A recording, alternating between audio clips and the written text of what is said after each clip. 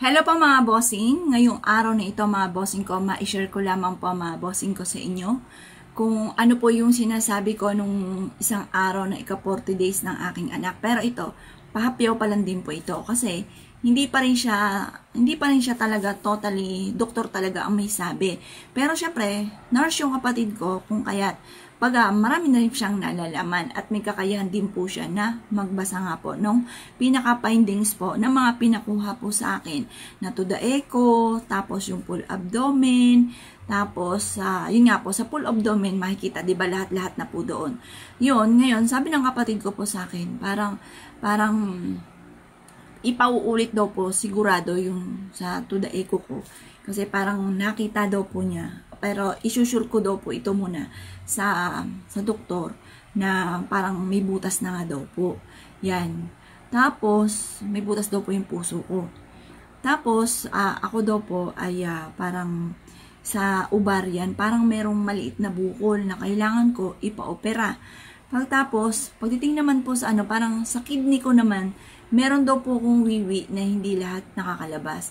Na habang ina-examine ako, parang yung isang babae, siya pa lang yung nag-examine doon. Yan lang niya sa tiyan ko. Tapos biglang may dumating na isa. Tapos sabi niya sa akin, tinatanong, may dalaw pa po kayo? Opo, nagkakadalaw po, ganon. Tapos sabi, di tapos na, medyo matagal po yun sa full abdomen. Pagtapos po nun, sabi nung sa babae, sige tawagin ulit ako kapag may findings ka pa. Parang kinabahan ako, kumikon ko, ano kayo nakita? Yung ganon. Tapos, ayun nga po, ang sabi, dati po mga bossing ko, ito ma-share ko lang. Nung pong yung anak ko, 'di ba, sabi ko nga po nagkaroon siya ng problema dati doon sa ex niya. Parang gusto niya na mag-asawa, mga bossing. Parang gusto niya gumaya sa akin. Ngayon, kasi 19 years old pa lang ako, nag-asawa na ako. Nagtanang kami ng mister ko. Yung sabi ko nga sa inyo, dala-dala ko po yung frame ng manawag. Ngayon, kaya lang ang mister ko naman, ano naman to, may toyo. May toyoin siya, mainitin ang ulo, ganun. Kaya minsan hindi ko na rin pinapansin. Kaya minsan na siguro, nakita kasi na anak ko na palatiis ako, hindi ako, pero mabunga nga ako pag sobra na, yung ganun. Minsan iniiyak ko na lang, yung ganun. Tapos, parang namana siya sa akin, parang palatiis, ganyan. Pero, ang naman sa mister ko, hindi siya talaga nananakit. Kasi wala namang perfecto talaga eh. Ayan, kaya, kumbaga, yun lang ang pinaka sa mister ko, hindi siya nananakit. Itong sa kaya ayaw ko talaga. Kasi, ang dami pa sana anak ko. Kahit kaninong magulang ka magtanong, ay, sinong magulang ang gugustuhin ang anak ay sinasaktan? Di ba wala po? Kayo po, magulang po kayo mga bossing, mga nanonood sa akin. Ay, kayo po ba'y papayag na makita nyo yung anak ninyo pasa-pasa at ang ituturo ay yung jowa nga po niya dati. Yung ganon mga bossing. Ngayon po, ay dahil nga po sa pag-aaway dati, matinding pagtatalo yon bago, April 3 po yun, bago siya mag-birthday ng madaling araw. Ngayon po, ako pa mga bossing, doon ko talaga naramdaman na tumigil talaga yung pintig ng puso ko mga bossing.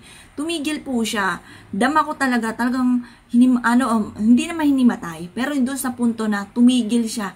Humihingi ako ng tulong sa nanay, pumunta ako doon sa likod. Inay, tulungan niyo kasi isang compound po kami dito. Magkakatabi lang po kami. Hingi ako ng tulong sa nanay. Inay, hindi ko na kaya.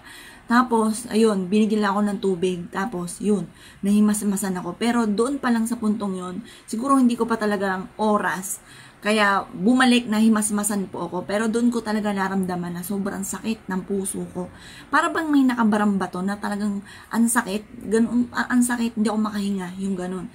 Yun po, yun yung kauna-unahan na talagang matindi kong pinagdaanan. Itong April lang po, na dahil nga po sa anak ko. Kaya sabi ko nga po sa inyo, lahat po tayo may mga iba't ibang pagsubok. Walang tao na walang pagsubok, mapamayaman, mapamahirap. Yun nga po sabi ko sa inyo, nung mahirap po kami mga bossing ko, pero hindi ko sinasabi mayaman po kami mga boss, nas tama lang. Yung bang pag may gusto, may kakayahang bilhin, yung ganon. Ngayon po, nung mahirap po kami, wala kami ultimo makakain mga bossing. Ay, yun ang problema namin. Walang makain. Nung nagkaroon naman ng pagkain, mga bossing ko, hindi naman pwedeng kumain ng kumain. Hindi mo pwedeng bilhin lahat kung ano yung gusto mong kainin dahil may limit na. Kaya pumayat nga po ako mga bossing kasi nililimitasyon na. Kung dati nakakatatlo kong tinapay, ngayon po isang tinapay na lang kasi at saka wheat bread, hindi na pwede yung mga white bread or kahit anong klase ng tinapay. Lagi tinitingnan ko mataas yung calories ito, gaano kadami yung sugar, yung mga ganun mga bossing. Kaya pumayat po talaga mga bossing. At tapos yung dati-dating full tank na talagang parang hindi ako makatulog pag nagugutom pa ako. Ngayon po, nagtitiis kasi bawal na. Yung mga ganun mga bossing. Kaya yun po, na-share ko na sa inyo. Pero bukas mga bossing ko ay mababasa na ng doktor yung talagang findings. Pero kahit papaano, may clue na ako kasi yung kapatid ko nga po ay nurse na nabasa nga po ito mga bossing. Yan, kaya kumbaga yun nga po, dasal lang talaga.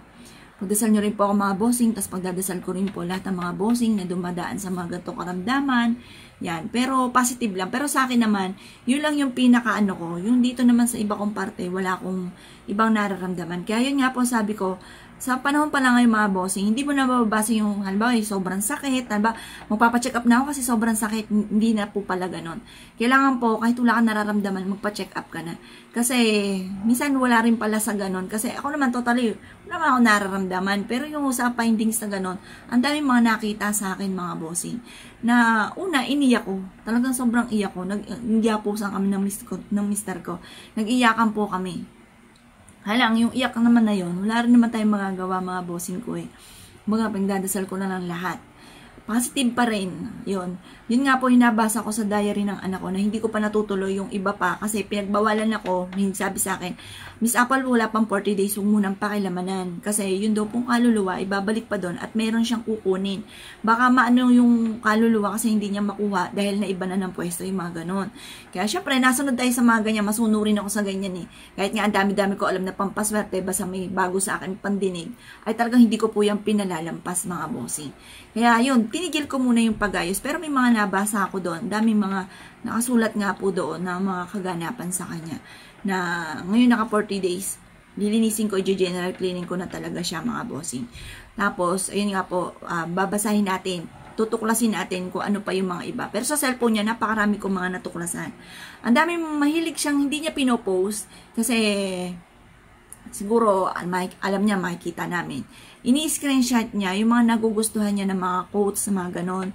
What is life? Yung mga ganyan, mga bossing. Talagang durug na durug ako pag binabasa ko, mga bossing. Talagang ang hirap. Parang bang may mabigat sa kalooban na talagang masakit. Masakit po talaga. Pero may na-search nga po ako doon. Nag-search ako sa YouTube.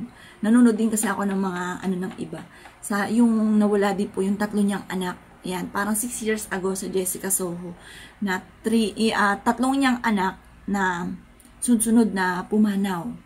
Ayun, kaya lang sabi po niya, kahit pa paano, blessed po siya. Kasi, yung 3 yon, kumbaga, niya na, accept niya na dahil may karamdaman.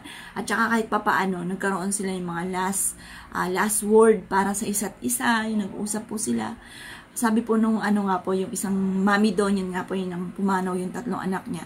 Maswerte pa rin siya kahit papaano ay nakausap niya. Kaysa daw po doon sa parang bigla akong natusok, biglang tamang-tama sa akin na kaysa naman daw po sa mga na-aksidente o biglang pagpanaw. Ang sakit po, yung ganun ba? Ang sakit, hindi ko alam kung hanggang kailan. Pero sabi nga po sa akin, yung, kumbaga, lalo daw pong lalala, yung pinagdadaanan ko kapag daw po inisip ko ng inisip. Kaya lang, hindi ko alam kung paano ko hindi isipin mga bossing yung pinagdaanan ko. Kahit sabihin mo, nakalipas na yung 40 days, maalala ko po siya. Ayun, ang sakit. May nagsabi nga po sa akin, paano mo makakalimutan kung lagi ka nandito sa kwarto? Paano makakalimutan kung lagi mo nakikita yung mga picture, yung mga alaala po niya? Para po sa iba-iba naman po kasi yung tao.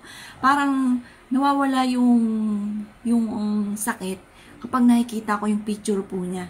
Parang yun naman yun sa akin. Kasi kung halimbawa hindi ko siya naiuwi dito, wala siya dito, ano po, siguro lagi ako nasa sementeryo. Lagi nandun ako. Hindi na ako aalis doon kasi nga po, gusto kong kasama po siya. Dahil na medyo napapanatag ako, nakikita ko po yung picture po niya.